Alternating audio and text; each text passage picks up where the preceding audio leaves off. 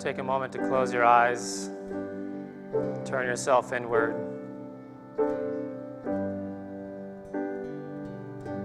Recognize that we've come here tonight not to be entertained, not to fulfill some need or obligation, but to answer the call of that inner burning desire to grow closer to the divine, to remember our true nature, to ignite that fire of divine wisdom and love and joy which burns within, but yet gets clouded out by the distractions of the day, of the world, of the nonsense. And so we come together in a place like this, a place of peace, a place of joy, to remind ourselves what is important and what is real. And we're thankful that we have this opportunity. And so it is. Amen.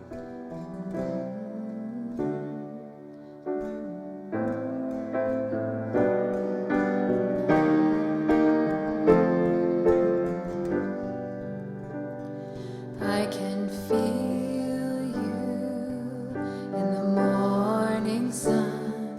I can see you in the sky above. I can hear you in the gentle breeze. You are always in all ways with me.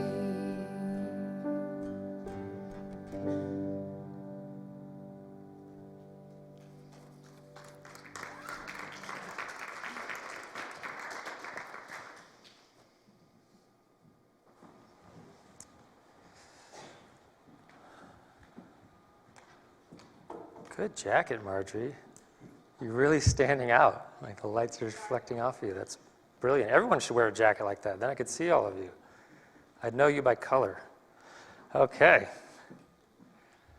So we have our opening words of wisdom. Let's go ahead and kick off with these from Khalil Gibran. A little while, a moment of rest upon the wind, and another woman shall bear me.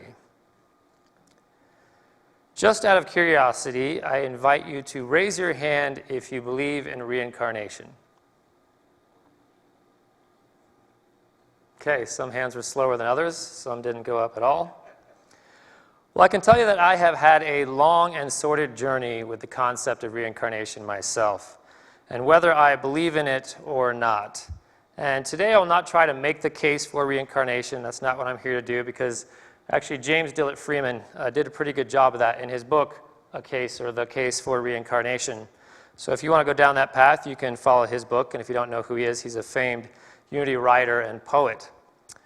I read this book and I found it to be a compelling case for reincarnation, but not addressing the particular issues that I've always had with the concept of reincarnation.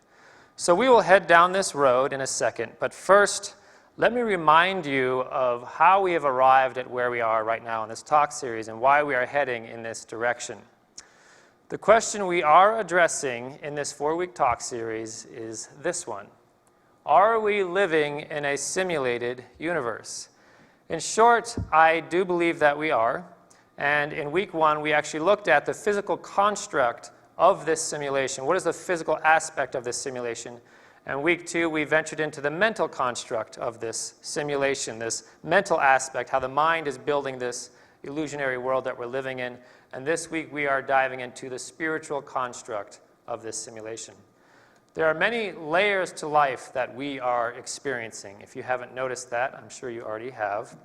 And each week, we are addressing one of these layers and going a little bit deeper into the layers of life. And we can't begin to talk about the spiritual construct of this possible simulation unless we address the topic of reincarnation, which obviously would be a part of this spiritual construct. So let's head down this rabbit hole for a bit, if you don't mind. Now, I already asked you if you think there is reincarnation, and I'd say there's about 80% of the people thought there was. But that is a pretty broad question that is built on a lot of assumptions that we would all have to have. So how about this? Raise your hand if you think you have a soul. It's about the same. So, there's different ways we could define that word, which might cause some difficulties in understanding the question. And the reason I ask is because if we plan on getting to reincarnation, we will first have to establish soul, or a soul, which in the most general sense to me refers to that part of the individual that is beyond the body. So if you believe there's any part of you that is beyond the body, then we're starting to talk about a soul. Because as we know in Unity, we are more like a multi-layered cake than we are a single piece of pie. There's a lot going on in the physical construct, the mental construct, the spiritual construct of us. And here's what our co-founder of the Unity movement, Charles Fillmore, had to say in the book, The Revealing Word. Man is spirit, soul, and body. Spirit is the I am, and that's capitalized to signify the divine definition of those words. The individuality. The body is soul expressing, and soul includes the conscious and subconscious minds. Soul makes the body is the outer expression of the soul. So by and large, we are experiencing this life as a body throughout our day-to-day interactions with other bodies and other physical things. In this body, we have a physical experience, and we're bouncing around in this physical world off of other physical things. But as much as we experience life as a body, we cannot say we are the body, because there is so much more of us than just the body. We are, again, a multi-layered cake, and it wouldn't be fair to say that I am just one layer of that cake. I am all these layers of this cake. So last week we saw how much the mind is creating the experience that the body is having. And now we're adding on the spiritual component of the soul. Body, mind, and soul, our threefold makeup, or the three layers of this cake, each having an influential role in how we are experiencing this thing we call life. The soul being the closest of ourselves to the divine, closest to our origin, but it's also very much affecting how the mind and the body are reacting and experiencing the world around them. So it is sort of the top layer of the cake, if you want to imagine that. If it's a chocolate cake, probably many of you are thinking of that nice glaze on top. I don't want to lose you here. I'm just giving you a visualization. So for the sake of our conversation today, perhaps we could say the soul is the basic construct of the spiritual construct. It is sort of the building block of the spiritual construct. If we have this spiritual world, the soul is sort of the foundation of that. And if there is a soul which exists beyond the physical, beyond the five senses of humanity, and there are souls of other people as well, then there must be a construct, a world beyond the physical in which we as souls exist. You following me? If there's one soul and there's multiple souls, then there must be some sort of world that these souls are existing in, or some sort of experience that these souls are existing in. Or they are living and moving and having their being, as it is said in the New Testament book of Acts. So our soul would exist as sort of our avatar or representative in this spiritual construct, this spiritual world, which again is seemingly all but non-existent to us sitting here today, because we are so wrapped up in the physical construct, the physical body in the world. So where is this place? Where do our souls go to hang out when they're not bothered with what we are doing? Well, in the book of Luke, we have Jesus, and this is the situation he's in. Once Jesus was asked by the Pharisees when the kingdom of God was coming, and he answered, "The kingdom of God is not coming with things that can be observed, nor will they say, 'Look, here it is,' or 'There it is,' for in fact, the kingdom of God is among you." I have some band members that should be coming out, but they're doing yoga back here. And they even got yoga mats. That's a nice mat. Good job, guys. So the cue is Jesus. So next time we do this service, when you see the photo of Jesus, that's your cue.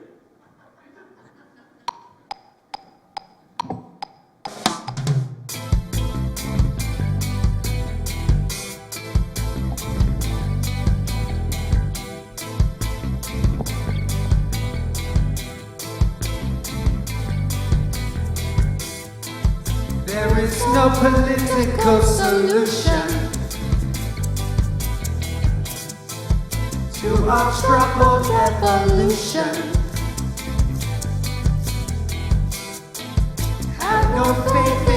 Constitution. There is no bloody revolution. We are spirits in the material world. Our spirits in the material world. Our spirits in the material world. Our spirits in the material world. Our so-called leaders speak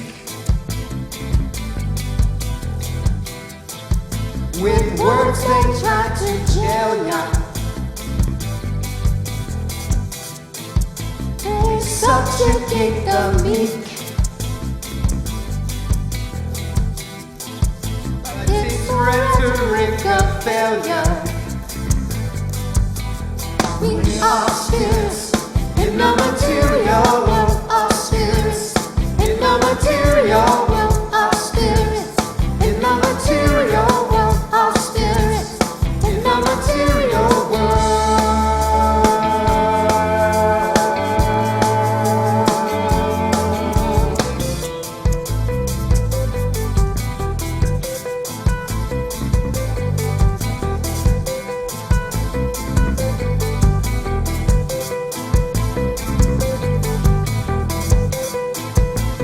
Where does the answers lie? Living from day to day. It's something we can't buy. There must be another way. We are spirits in the material world. Our spirits in the material world. Our spirits in the material world. Our spirits in the material world. Our spirits in the material world. Our spirits in the material world.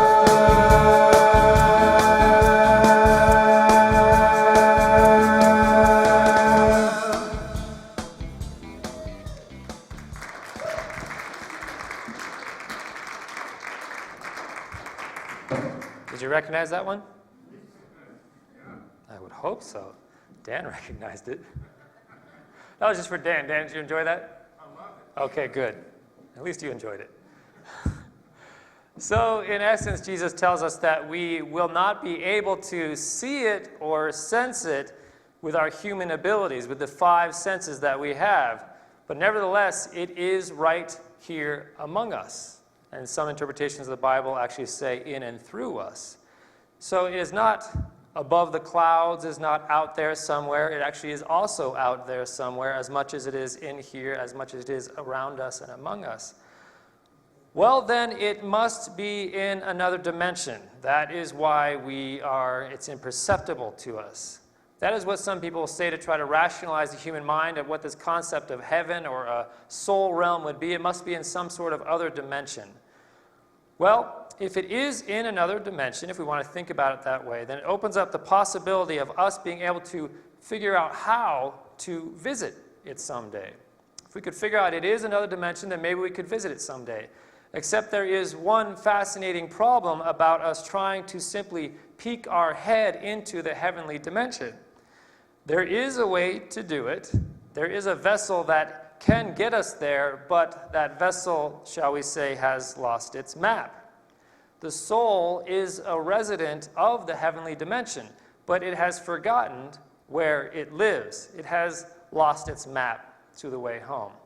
It's like when I was growing up, we had a friend of ours in the neighborhood, a young kid, who loved to be at our house when we were living right over here on Nicole Street, which is actually just a couple blocks down the road. He loved being at our house so much, though, that he never wanted to go back home. And he'd pretend like he forgot that he had another home other than our house and wouldn't go back for curfew and everything else. We'd actually have to walk him back to his house because he loved being at the Groveland house.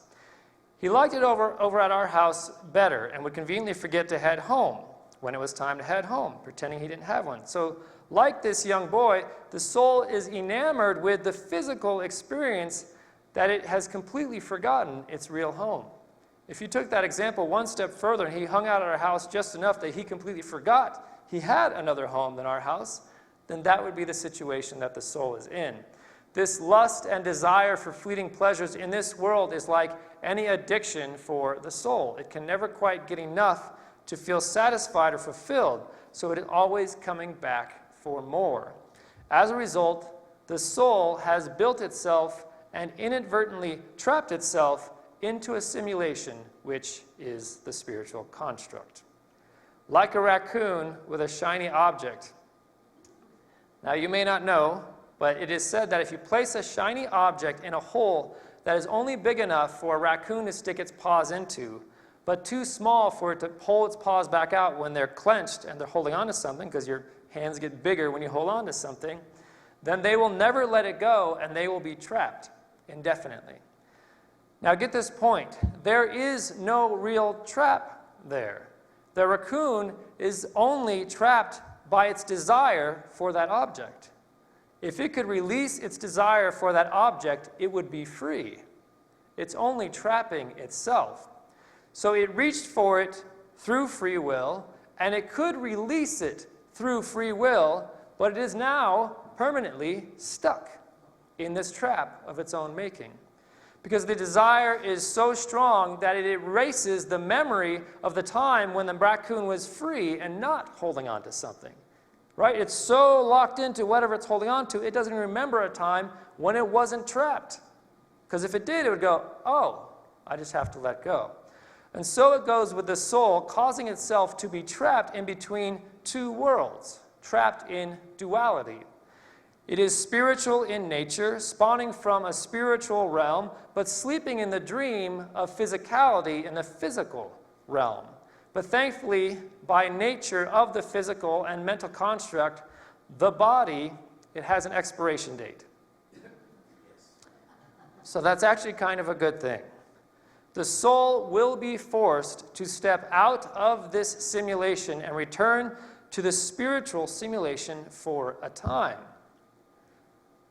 So from Paramahansa Yogananda's book, The Second Coming of Christ, the first book in the series, he says, at the end of each earthly sojourn, the soul emerges from its fleshly prison, garbed in its heavenly, causal, and astral coverings of consciousness and life energy, an angelic contrast to the corruptible physical form.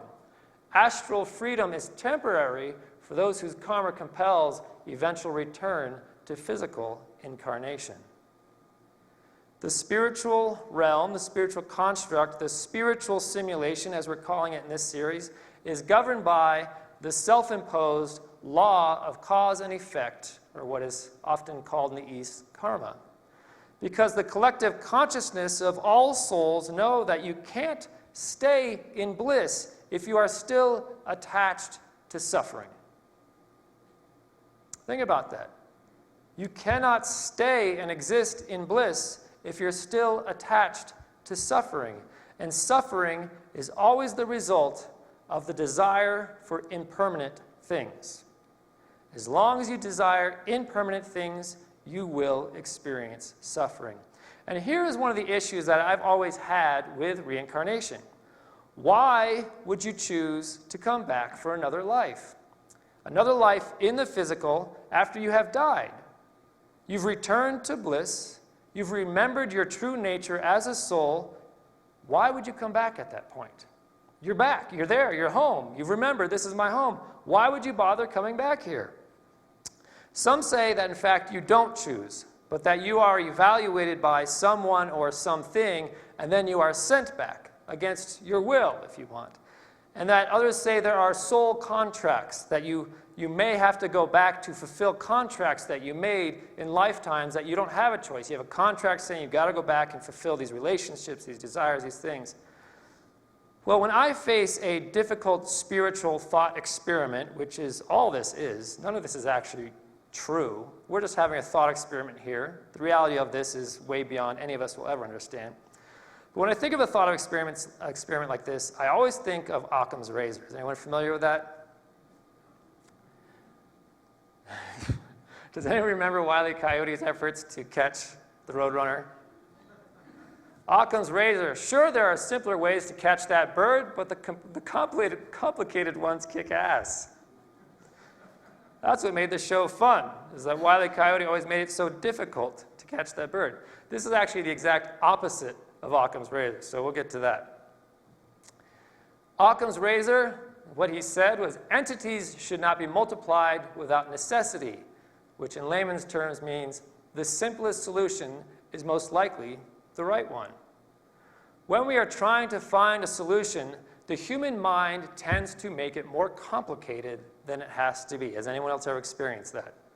You just sit there churning and burning and finding all these more difficult ways to run about something when there's a path straight through that you can't even see because you've figured out every path around and behind and up and above and underneath. So maybe this is partly due because of our power of imagination. We've got this incredible imagination, and it wants to be used. So we're always imagining these complicated scenarios when the simplest idea or result is sitting right in front of our face. So when I am faced with a spiritual question, I often like to think there's got to be simple answers. There has to be something simple that rings true for me, that makes sense for me. And I'm not saying the answers I'm presenting today are the truth or truth you have to accept. They're the answers that for me have made sense and seem simple. Soul contracts sound to me like the human mind trying to rationalize spiritual circumstances by comparing them to human circumstances. Right? We all use contracts.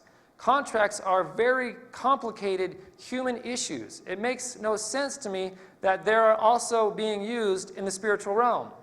You would think we'd evolve out of contracts.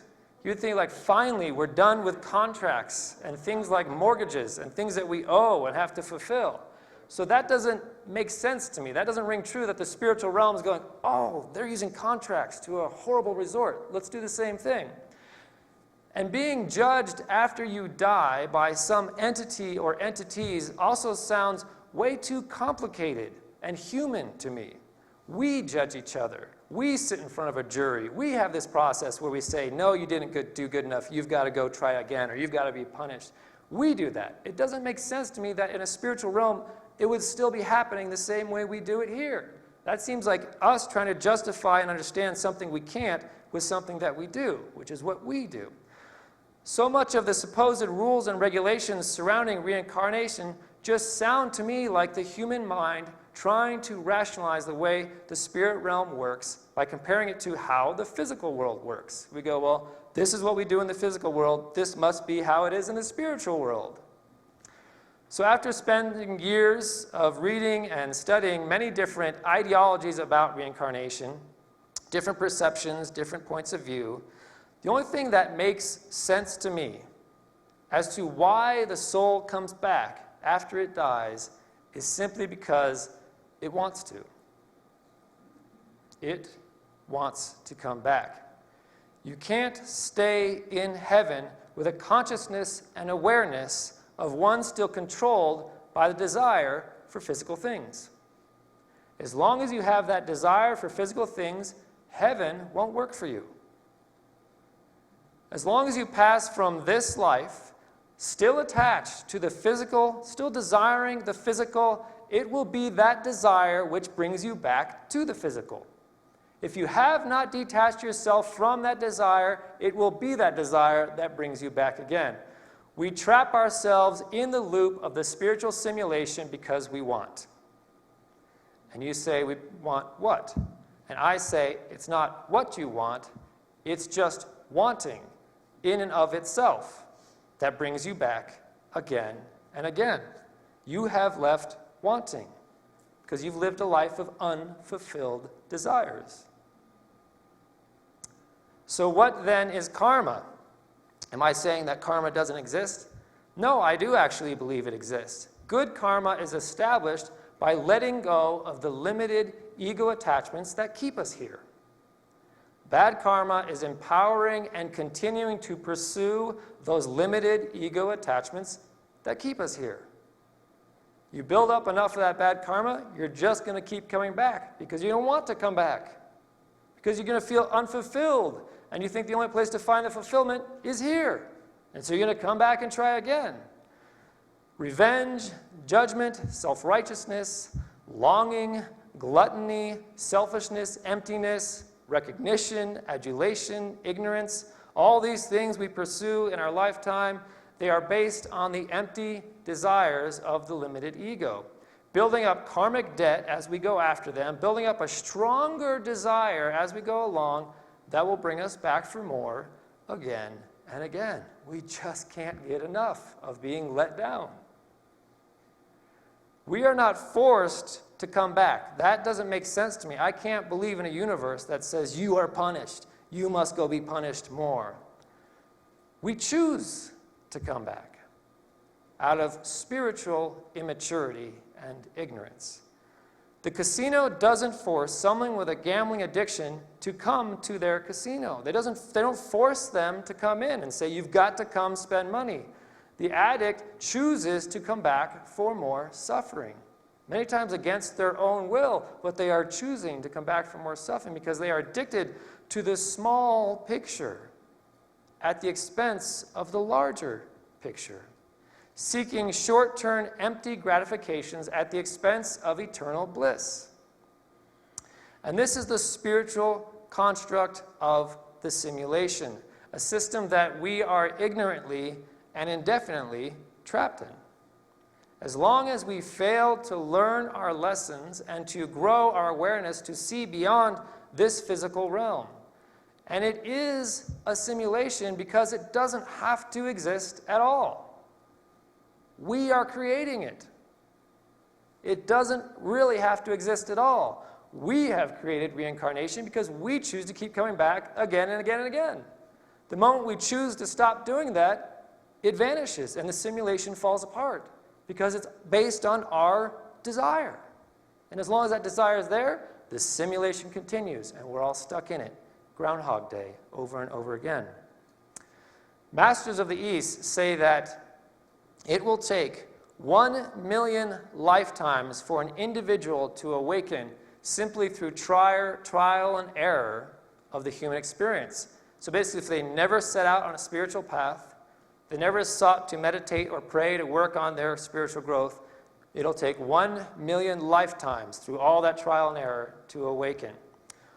Or it can be accomplished in this lifetime by those that put forth the effort. As for me, I think this is already my 1,000,000th lifetime, so either way, I'm out of here after this.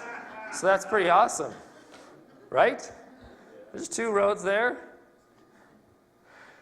So if we were to consider the spiritual realm or the spiritual construct as a simulation, then what is beyond that?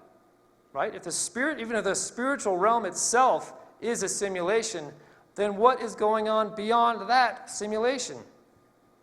Well, Albert Einstein actually once wrote a letter to a very distraught father who had just lost his young son. And this is what he said.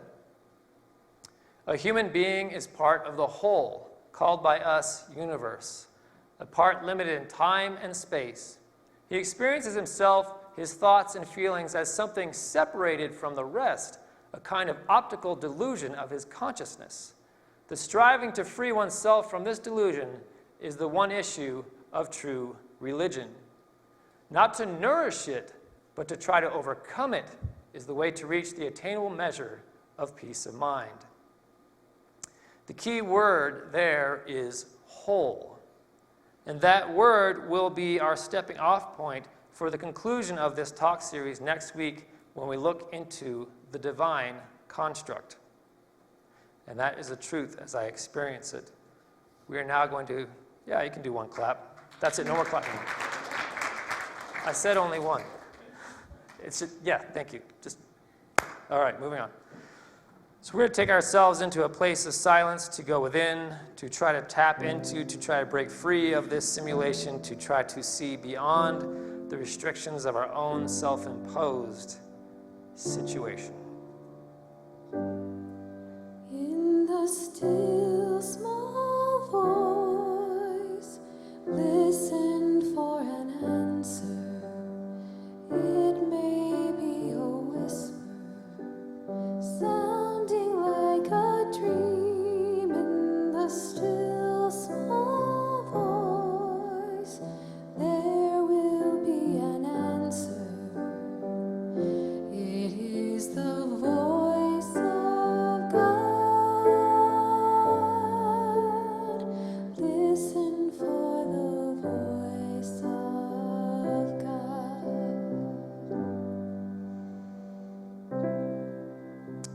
so many layers to us, what we call I or self.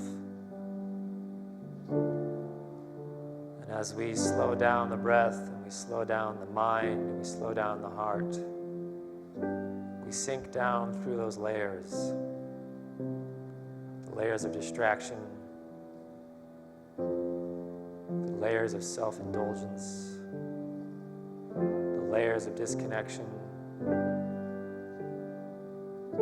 gradually sifting into the layers of understanding,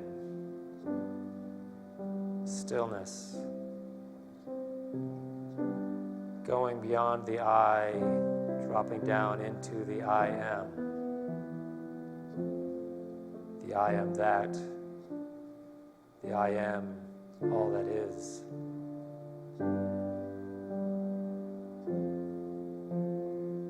Settling into a place of peace that finds freedom from any distinction, that recognizes no layers, no separation, no self as separate and apart. A stillness that is content just to be, that has no desire to obtain, to grow, to achieve, to win, to accomplish. Simply settles into the bliss of being what is. And so we rest into that.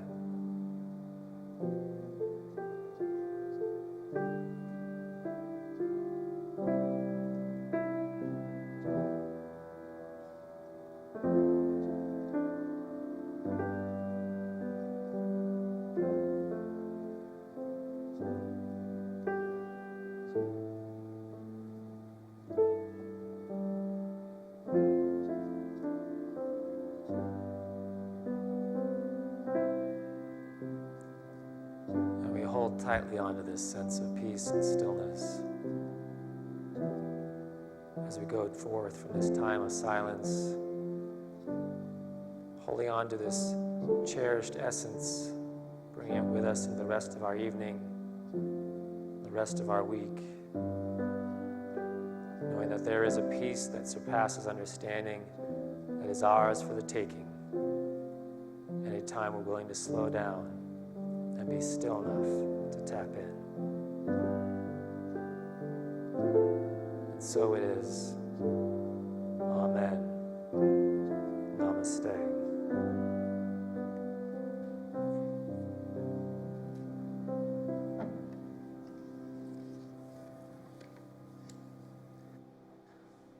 So this is the giving and service portion of our talk, where we like to talk about we are a giving and serving movement, the Unity movement.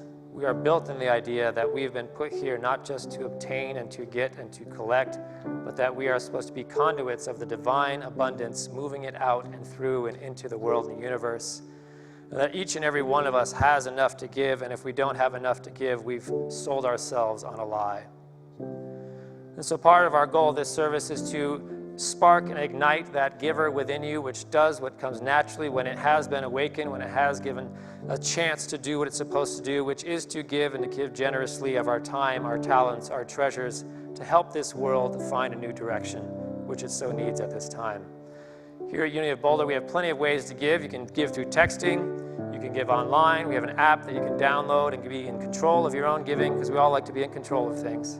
And if you're watching us online, I invite you to join us in the process to be able to give in this way. We've given plenty of opportunities to do that.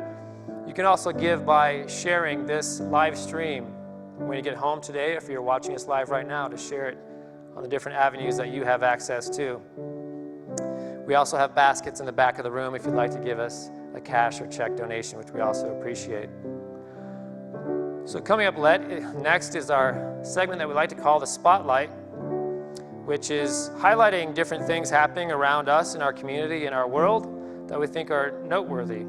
And so today's Spotlight is actually going to be a message, a video message, from our new interim CEO of Unity Worldwide Ministries, which is our parent organization, which runs and serves all the Unity churches around the world. So this is what she has to say. Hi there. I'm Reverend Patricia Bass, Interim CEO here at Unity Worldwide Ministries. You may have heard that recently we've had some leadership transitions here. In fact, our former CEO and CFO resigned not long ago. So I have joined the team as the interim leader in order to pave the way for whoever may come next after me. I've only been on the job for 3 days, but I can already tell you what my greatest joy is. And it's been to watch our home office staff working with such devotion and dedication.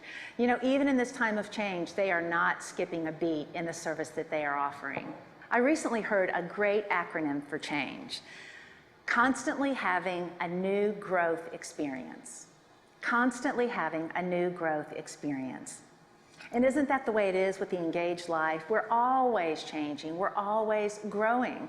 It's really what our commitment is as spiritual beings. When there's a leadership change, it's a great opportunity to review all of your systems and procedures and processes, and we are doing just that. As good stewards, we're starting with our finances. We've engaged a firm, a local accounting firm, who is helping us get everything in order with our current finances, and then we will, before long, be engaging a firm to do what we call a forensic audit, where we verify that everything is just as it should be.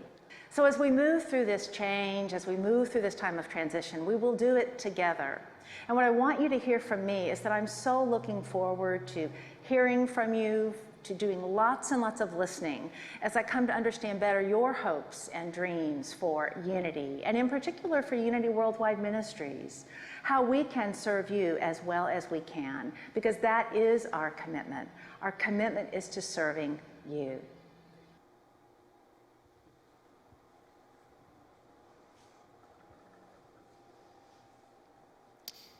We are Alethea Rising when we're not singing here at church.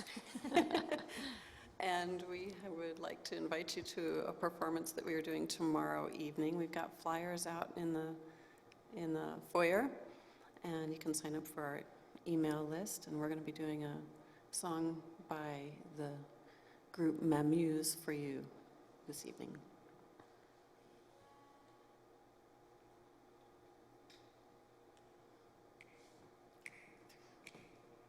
Every time I feel this way, this old familiar sinking, I will lay my troubles down by the water, where the river will never run dry. Hallelujah, hallelujah.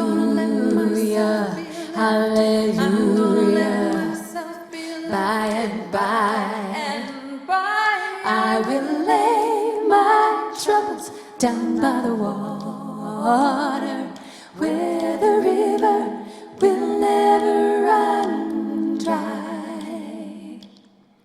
It's been said, and I do believe, as you ask, so shall you receive. So take from me these troubles, give me sweet release, where the river will never run dry.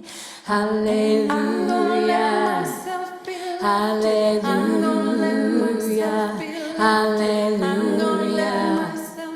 By and by, I will lay my troubles down by the water, where the river will never run dry. There is a river in this heart of hearts, with a knowingness of my highest good. I am willing, I will do my part, where the river will never run dry. Hallelujah, I'm gonna let myself feel lifted. Hallelujah, I'm gonna let myself feel lifted. Hallelujah, I'm gonna let myself feel lifted. By and by, I will lay my troubles down by the water, where the river will never run dry. Sing it with us. Hallelujah. I'm gonna let myself be lifted. Hallelujah. I'm gonna let myself be lifted. Hallelujah. I'm gonna let myself be By lifted and by and by. I will lay my troubles down by the water, where the river will never run dry. Where the river will never run dry. This river will never run dry.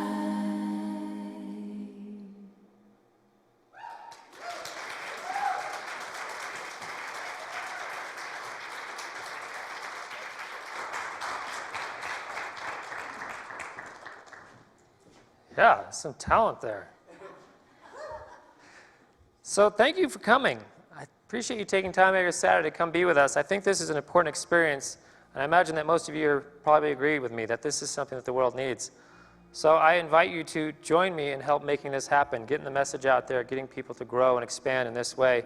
And this is available to watch again on YouTube and Facebook and the other platforms. If you want to share it with anybody and you found something insightful, then you can do that. All right, we're going to have fellowship over out in the lobby and the fellowship hall as well, and have a wonderful evening. Now we make